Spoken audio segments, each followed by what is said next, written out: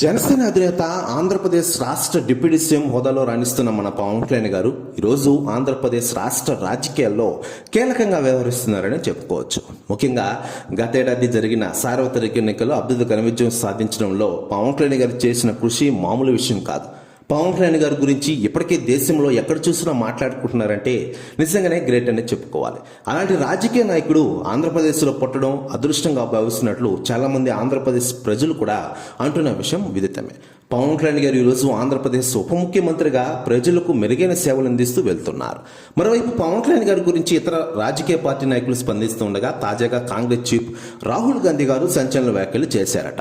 ఆయన మాట్లాడుతూ పవన్ కళ్యాణ్ గారిని మించిన లీడర్ రాష్ట్రాల్లోనే కాదు దేశంలోనే లేడు. ఆయన ఒక గ్రేట్ లీడర్. రాబోయే రోజుల్లో పవన్ కళ్యాణ్ గారు చరిత్ర నిలిచిపోయే లీడర్గా ఎదగబోతున్నారు. పవన్ కళ్యాణ్ గారు లాంటి లీడర్ నా పక్కన ఉంటే ఎప్పుడు నేను పీఎం అయ్యేవాడిని అంటూ కొన్ని కీలక వ్యాఖ్యలు చేశారట కాంగ్రెస్ చీఫ్ రాహుల్ గాంధీ గారు. ప్రతి వ్యాఖ్యలు వైరల్ అవుతున్నాయి టోటల్ తెలుగు ఇండస్ట్రీలో. మరోవైపు ఎన్డీఏ కూటమిలో భాగస్వామిగా ఉన్న జనసేన పార్టీని కూడా రాష్ట్రంలో రెండో పెద్ద పార్టీగా నిలపడంలో పవన్ కళ్యాణ్ గారు చేసిన కృషి అంతా ఎంత కాదు. మరోవైపు పవన్ కళ్యాణ్ గారు ఇటు రాజకీయాలు మరోవైపు సినిమాలు నటిస్తూ ఔరు అనిపిస్తున్నారు. హరిహర వీరమల్లు ఓజీ సినిమాలను ఏడాది రిలీజ్ చేయాలని చూస్తున్న విషయం విదితమే.